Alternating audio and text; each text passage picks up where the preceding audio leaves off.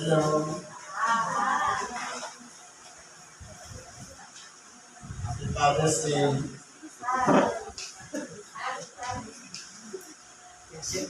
Sa pangalan po ng dakilang Panginoong Jesucristo, isang mapagpalang hapon sa bawat isa. Dito po tayo sa pagpapatuloy ng ating gawain kung saan ating pong pinibigyan ng buhay ang mga sitas o mensahe na ipinagkakaloob sa bawat gawain. Meron po tayong mga aralin. Ang una ay sa Ebanghelyo ni San Lucas sa Kapitulo 15, versikulo 11 hanggang 32. Siguro po sa iba, ito ay common na o palagi ng napapakinggan yung tungkol sa kasaysayan ng kalibughang anak. Ganito po ang sabi.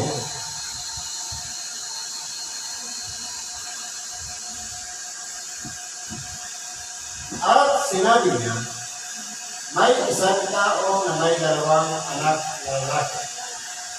At sinabi sa kanyang ama ng bunso, ibigay mo sa akin ang bahagi ng iyong kayamanan na upo sa akin. At binahagi niya sa kanila ang kanyang pagkabuhay.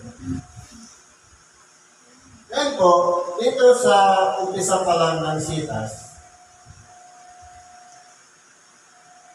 pinaliliwanag dito na mayroong isang tao o isang ama na mayroon siyang dalawang anak na lalaki. Ngayon, yung bunso nagisuyo sa kanyang ama na kung maaari, yung kanyang ari-arian, yung manang na uukol para sa kanya, ay ibigay niya sa kanya. Kumbaga, buhay pa nga ang ama, apurado na, humihinga pa, malakas pa, gusto niyang ibahagi ang mga. Kaya nangyari, sabi dito, at hindi nakaraan ang maraming araw, ay tinipong lahat ang bunso, ang dalang kanya, at naglakbay sa isang malayong lupain at doon inagsaya ang kanyang kabuhayan sa paluwing pamumuhay. Ngayon po, kung pag-aaralan po natin, kapag ang isang kayamanan na ating tinanggap, instant, madalian, hindi idinaan sa pinagpakuhan, madali po talagang mawala. Kaya po, dahil nga, sa walang pagtutano, wala rin limitasyon para ubusin, ulustayin ang kayamanan na minana ng bunso sa kanyang ama dahil sa mga paluwing pamumuhay. Kung mga bili mo po dito, bili doon, kung ano-anong layaw, bili, lahat sa pretso na sunod na. Dahil nga po, lumayo siya sa kanyang ama. Kaya nawala siya sa kontrol ng kanyang sarili dahil wala isa sa poder ng kanyang ama. Sabi nga, Happy Father's Day. Kaya kung titignan po natin, dito ipinapaliwanag ang kalagayan ng isang ama. Na kapag nilapitan, hindi siya tumututor o humahanap ng anumang paliwanag. Kapag hiningi, agad binibigay. Pero kung titignan po natin, kinakailangan kami ang suporta ng ama sa kanyang anak. Lalong-lalo na kung ang mana na ibinibigay ng kanyang ama sa kanyang anak dahil yun po ay pinagtaburan ng ama. Pero dahil nga yung anak hindi naman sinagtago, kaya nasunod lahat ng layaw na wala siya sa punto. Kaya ang nangyari, nalustay niya, naubos niya ang kanyang kabuhayan. Kaya nangyari, at may magugunan niyang lahat ay nagkaroon ng isang malaking kagutom sa lupang yaon at siya'y nagpasimulang mga ilaga. Kaya kung titignan po natin, lahat po tayong tao ay tinuturuan dito na kinakailangan magplano. Buksan natin ang ating mga pag-iisip dahil hindi lahat ng araw ay palaging masaya. Diba ka? Minsan naranasan natin yan, yung tinatawag na one-day millionaire. Kapag nakahawak ng pera, bili dito, bili doon, malaki ang handa sa pista, pero kinabukasan, walang bigas. Totoo po, di ba? Kaya kung titignan po natin dito, kapag nagugol na at hindi naglaan, nagtira man lang kahit kalahati, kapag dumating yung kagaya nito, dito sa Sitas, nagkaroon ng taggutom. Kinakailangan natin, kung wala tayong ipon na matudukot, wala po tayong may pang-susuporta para tayo'y mabuhay. Kaya po, kung titingnan natin dito, ang ginawa niya, at umaroon siya at nakisama sa isa sa mga mamamayan sa lupay yaon. At sinubo niya siya sa kanyang parang upang magpakain ng mga baboy. At ibinisa ng mapusog ang kanyang tiyan ng mga ipa na kinakain ng mga baboy at walang taong magbigay sa kanya. Kumbaga, dahil niya, ang taong ito o ang bunsong anak, hindi niya pinaglaanan ang mga bagay na hinaharap, kaya namasukan na lang siya bilang tagapag-alaga ng baboy. Na kumbaga, pati yung pagkain ng baboy, pinag-iinteresan niya para lang magkaroon ng laman ang kanyang tiyan. Ngayon po, dito na nagkaroon ng pag-iisip ang bunsong anak. Tatapot nang siya ay makapag-isip, ay sinabi niya, "Iyan mga nilang upahan ng aking ama ang may sapat at lumalabis na pagkain at ako'y rito'y mamamatay sa buko. Magtitindig ako at paroroon sa aking ama at aking sasabihin sa kanya, Ama, nagkasala akong laban sa langit at sa iyong Panginoon." Kaya po, kung titignan po natin dito, bagamat itong bunsong anak, hindi siya naglaan ng para sa kanyang sarili. Nung siya ay mangailangan, ang pinakamagandang ginawa niya, ang isuko niya ang kanyang sarili, mabuksan ang kanyang kaisipan, at tanggapin niya na siya'y nagkasala. Na kinakailangan niyang maalala na kung siya'y nasa ilalim sana ng kontrol ng kanyang ama, marahil meron pa siyang kabuhayan. Pero dahil nga sa kanyang kamamadali, ang nangyayari, naubos niya. At kung maubos niya, wala siyang inilaan para sa kanyang sarili. Nung dumanas ang taggutom, nangailangan ng kanyang tiyan, sa kanya naalala na yung mga upahan ng kanyang ama, yung trabahador ay sapat na kumakain. Samantalang siya na isang anak, wala siyang makain.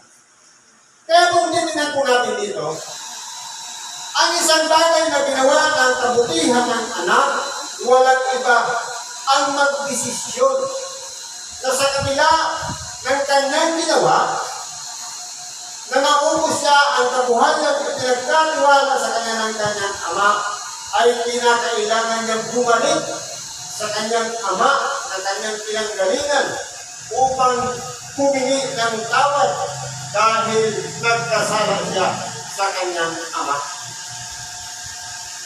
Kaya ginawa niya, at siya ay nagtindig pumaroon sa kanyang ama, dapat samantalang nasa malayo pa siya, ay nakalangada siya ng kanyang ama at nagdalang habag at tumakbo at niyakap siya sa liig at siya'y binagkat. Ito po ay isang bagay na malaking ginagawa o ginagampanan ng isang ama. Na kahit ang isang anak magkasala, lumabag o hindi nakasunod sa kalooban ng kanyang ama, kapag ito'y nakita niya, nandun yung lukso ng dugo, yung pagmamahal, dahil kumbaga, mahabang panahon na hindi niya nakita, at ngayon, nung umalik ang kanyang anak, ito'y nilapitan niya, inagkan at niyakap, pagpapatunay na ang isang ama ay malaki ang kanyang pagpapahalaga sa kanyang anak. Kaya kung titingnan po natin, maging sa totoong buhay, tayo naman po bilang mga ama, sa laman ng ating mga anak, ay kinakailangan din pahalagahan natin. Anuman ang ginawang pagkakamali o pagkakasala ng ating mga anak, kinakailangan natin titingnan palagi yung sitwasyon na kung saan kapag nabubuksan ang kanyang kaisipan at muling lumalapit sa atin at nagpahinuhod na ibinababa ang kanyang sarili na humihingi ng tawad. Sinong ama ang hindi makapagkakaloob ng pagpapatawad sa kanyang anak? Kaya nangyari, at sinabi ng anak sa kanya, Ama, nagkasala ko laban sa langit at sa iyong paningin. Hindi na ako karapat-dapat na tawagin anak mo. Dapat sinabi ng kanyang ama sa kanyang alipin, dahil ninyo rito madali ang pinakamabuting balabal at isuot ninyo sa kanya, lagyan ninyo ng singsing ang kanyang kamay at mga pangyapak ang kanyang mga paa. At kunin ninyo ang pinakabang kuya at inyong patayin at tayo'y magsikain at magkatuwa. Kung dito nga sa ibabaw ng sanglibutan, kapag ang isang ama nakita ang kanyang anak na bumabalik, hindi siya nagdadalawang isip anuman ang kanyang gugulin. Pagkalooban man siya, una, ng pagmamahal, ng pagpapatawad, at kumbaga, inipon niya pa yung kanyang mga alipin at kumuha ng pinatabang buya para katayin. Nang sa gayon, makapaghanda sapagkat laking galak ng isang magulang kapag nakikita niya ang kanyang anak na bumabalik sa kanyang tahanan. Kung yun nga ay nagagawa ng ama dito sa ibabaw ng sanglibutan, gaano pa kaya ang ating ama sa langit? Sa isang taong makasalanan na nanunumbalik sa kanya at humihingi ng tawad para muling tawagin siyang isang anak.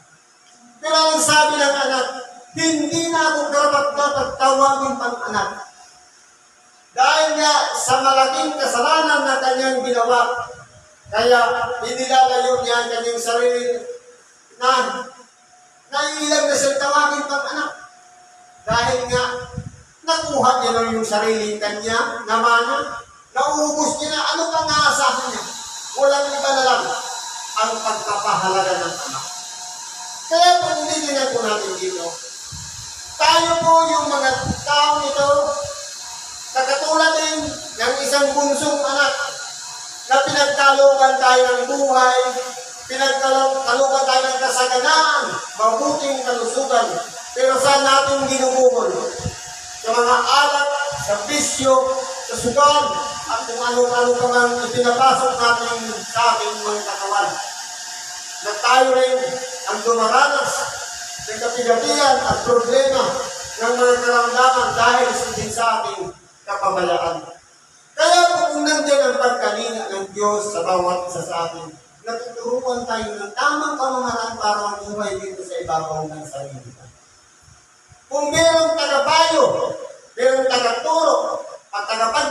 sa atin ng tamang lakad na dapat nating pagdadaanan. Hindi po tayo maliligaw. Kaya po kinakailangan natin ang Ebanghelyo sapagkat siyang magiging gabay sa ating pang-araw-araw na pamumuhay. Sabi dito, nasa bukid nga ang anak niyang panganay, at nang siya dumating at malapit sa bahay, narinig niya ang tugtugan at ang sayawan. At pinalapit niya sa kaniya ang isa sa mga alipin. At itinanong kung ano kaya ang mga bagay niya. Kaya nangyari, pagdating ng panganay na anak na lalaki, kumbaga, may kakaibang pangyayari sa kanyang nadatnan. Kaya para ma-proof niya kung ano yung nangyayari, tinawag niya yung isang alipin. Ano meron? Bakit may tugtugan ng sayaw? Siyempre, magtataka siya. Sabi nito, ang sinabi sa kanya, dumating ang kapatid mo at pinatay ng iyong ama ang pinatabang buya dahil sa siya'y tinanggap niya na ligtas at magaling. Kaya po, nung malaman ng panganay na anak na lalaki na naghanda ng pinatabang buya ang kanyang ama dahil sa pagtanggap ng kanyang bunsong anak na lumustay, dinugol sa paluming kamuukay ang kanyang mana na hindi niya naingatan. Kaya nangyari, dapat nagalit siya at ayaw pumasok at tumabas ang kanyang ama at siya'y namanhig sa kanya. Kaya kung titingnan po natin, parang nagrebelde yung panganay na lalaki. Dahil, kumbaga, dumating siya sa sitwasyon na nangagkakatuwa sa kanilang bahay, samantalang hindi niya nalalaman. Kumbaga, walang konsultasyon sa kanya. Na nagdesisyon ang kanyang ama na patayin ang pinatabang buya dahil kahit nagkamali ang kanyang bunsong anak, tinatawad niya. Kaya kung titingnan po natin sa totoong buhay, sino-sino po ba itong mga bunsong anak na ito? Palagay natin dito sa templo. Ito yung mga bunsong anak na walang iba, minsan lamang lumapit dito sa atin, humingi ng tulong, nagpalista, nagpagamot, at pagkatapos nun, tumatanggap agad ng kagalingan. Pero yung panganay na lalaki, ito naman yung mga tao na palagi rin umaasa pero walang tinatanggap. Bakit? Sabi niya, datapwat siya'y sumagot at sinabi sa kanyang anak, narito maraming taon nang ika'y pinaglilingkuran.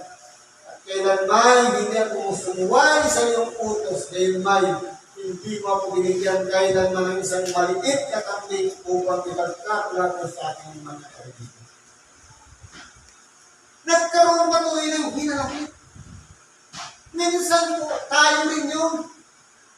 Active tayo sa simbahan, palagi tayong present, hindi napuputol ang ating panalangin, pero bakit palagi pa rin masakit ang ating ulo?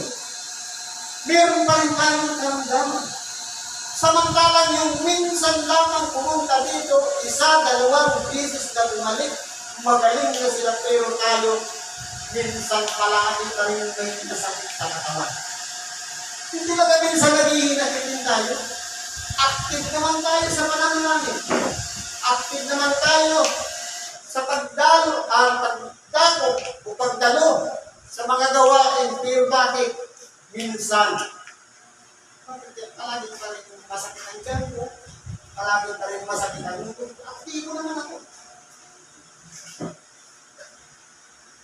Kaya ano nangyari? Nagkaroon ng hinanakit. Ngayon, kung titingnan po natin, ang ama, sa naging reaksyon ng panganay ng anak na lalaki na nagmamagtol at ayaw pumasok, siya pa rin ang gumawa ng paraan para makijoin yung panganay na anak na lalaki doon sa katuwaan ng bunsong anak na lalaki bilang pagtanggap.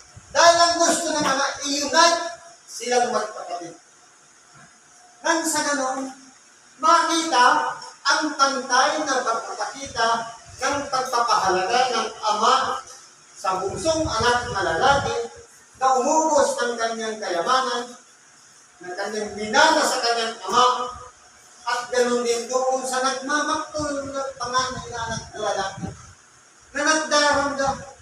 Dahil sabi nga, kahit isang maliit na kami, hindi man lang ipinagpatay. Kumbaga, yung isang bunsong anak na lalaki na nagkasala, lumapit siya para humingi ng tama. Pero yung panganay na anak na lalaki, na matuwid nga, pero nagdamdam na naman. Ang gusto ng ama, i-unite silang magkapatid.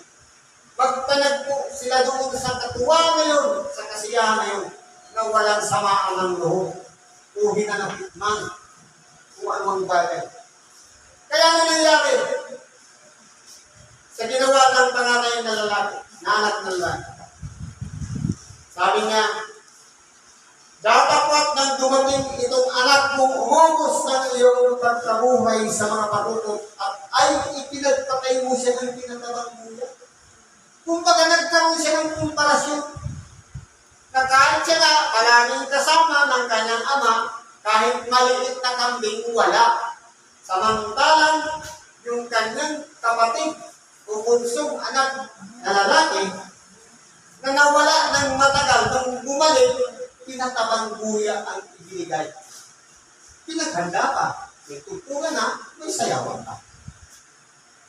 Kaya, hindi din po natin, ano pong aral makukuha natin dito sa ugali ng dalawang ito? Pasalamat tayo kung tayo yung naging katulad dito sa bunsong anak na lalaki na marunong tumanaw o tumingin ng kanyang pagkakamali. At maalala niya na meron pa pala siyang malalapitan sa kabila ng kanyang pangangailangan, kagutuman man, meron pa siyang isang ama na malalapitan. Kaya kung titingnan po natin, tamang-tama yung sikas na yun, Happy Father's Day. Pero minsan nakapokus lang tayo sa celebration na kung saan para lang sa tao. Yung mga ama, sa laman natin sineselebrate natin ng Happy Father's Day. Pero yung pinaka-ama natin sa langit, dapat siya po na natin kapulihan at batiin ng Happy Father's Day. Dahil po, hanggang ngayon, gaano man ang ginawang kasalanan ng isang tao, siya po yung bukas balag para magpatawad. At siya po yung ama niyo. Na walang iba, gamitin man natin sa mga palunging pamumuhay o sa kasamaan ang ipinagkatiwala sa ating buhay. Palagi siyang nandiyan, nag-aantay sa ating pagbabay. At kung tayo naman, sa tingin natin ay matuwid na, maayos na tayo, yung kumbaga yung relasyon natin sa Diyos maayos na, dapat alisin din natin yung sama ng loob natin sa ating ama.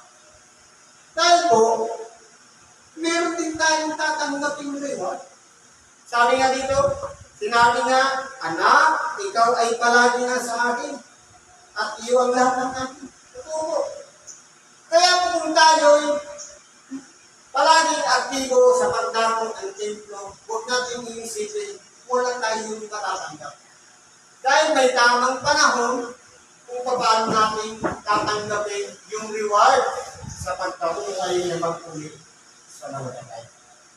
Yan po yung tamang panahon ng pagtanggap natin. Huwag natin iisipin na ngayon na, kagaya ng ginawa ng ama sa kanyang bunso na anak na lalaki, na instant nagipagkatuwa. Kasi po, ang Diyos, kapag mayroong isang taong nagsisi at nagbalik loob sa Diyos, ang mga anghel sa kalangitan ay nagkakatuwaan dahil sa isang taong nagsisi at nagbalik loob sa Diyos. Hindi niya po tinitingnan yung mga matutuwid na, yung mga malilinis na, yung mga maaayos na ang relasyon sa Diyos. Kundi ang higit niyang hinahanap yung mga nawawala dahil ang gusto niya. Kumbaga, sabi nga, yung 99, iniiwan niya na yung isa ang hinahanap. Kasi po, gusto niya lahat sumunod sa Kanya. Nagpapasakot sa Kanya. Kaya po titingnan po natin, may dalawang ugali yung dalawang anak na lalaki. Ang isa, naglustay siya, pero nagsisi.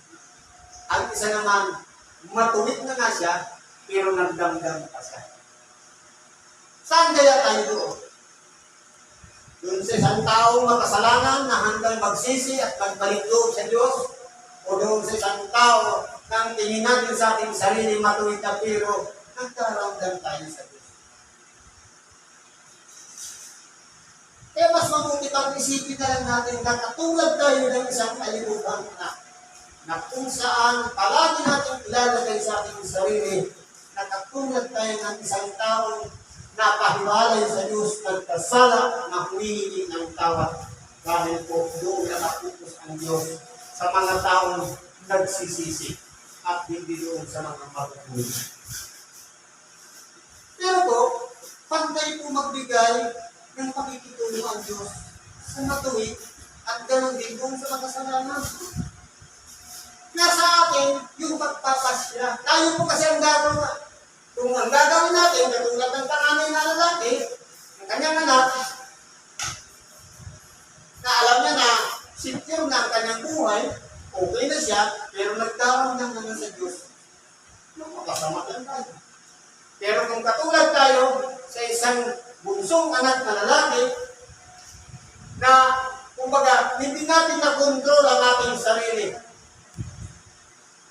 Napaliwanag tayo. At ngayon, bumabalik tayo. Ang pinakamahalaga po doon, ang kilalanin natin sa ating sarili na tayo isang makasalanan.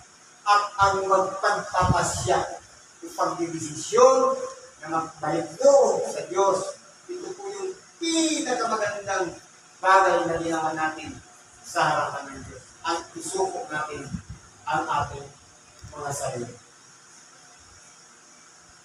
Kaya ngayon, anong sasabihin ng Ama? Watakwat, pero pagtapat, magagkatuwa at magagsaya tayo. Sapagkat patay ang kapatid mong ito at muling nabuhay at nawala at nasunod. Kaya kung meron man tayong kapatid na nakahiwalay sa buko at ngayon bumabalik at muling nagpapatuloy sa paglilingkod, huwag natin i-open. Minsan, kapag mayroong isang tao, matagal na hindi natin nakasama sa templo, minsan sasabihan natin, pag ngayon ka lang, siguro may sakit ka. I-welcome po natin. Kung paano ang Diyos nagpapahalaga sa isang taong makasalanan, dapat ganoon din ang isipan natin. Bakit pagkatuwa tayo katulad ng mga anghel sa langit dahil sa isang taong nagbabalik loob sa Diyos. Dapat yan din kung may attitude natin. Tayo man ay panganay na anak na lalaki kung tayong magdamdam sa Ama. Kundi, gayahin natin yung kanyang matuwid na isipan na walang iba ang magpatawad at kilalanin muli bilang isang anak. Yung relasyon natin dapat kung paano kinikilala natin siyang Ama, yung ano ang kanyang ginawa, yun din ang ating gagawin bilang respeto sa Kanya. Kung paano niya trinato ang isang makasalanan, dapat ganoon din po ang pagtrato sa atin. O pagtrato natin sa Kanya. Sa makatuwid, tinuturuan tayo dito ng isang ama sa kalangitan kung paano magpahalaga sa isang taong makasalanan at ganoon din magpahalaga sa isang taong matuwid. Ang importante po doon, yung matuwid at makasalanan, magpanagpit sila sa tinatawag na pagkakaisa o pagkakasunod. Yun po yung importante po dito. Kaya, ang itinuturo dito na naman, ang isang pusong mahabagin, maawain, at higit sa mapagmahal sa kanyang mga anak. Kaya po tayo po yung mga anak niya. Kaya, kung tayo man po ay nagkakasala, ang mahalaga, hindi tayo nagkawal. Kung tayo man po ay isang naging matuwid, huwag tayo magdamdam sa atin. Kundi magpasalamat na lang tayo sa mga biyaya dahil hindi tayo napariwara ang ating mga buhay. Yun po yung pinaka-importante. Ang mahalaga, kapiling natin ang anak sa kalangitan. Siguro po, hanggang dito na lang ang pag-ibigay natin sa oras nito. Salamat po sa Diyos, kalumang natin mga kailangan, galingan. Tulog natin lagi sa Diyos, suk natin sa Kanya. Sa ngalan ni Kristo, salamat at mapagpalang hapon sa bawat isa.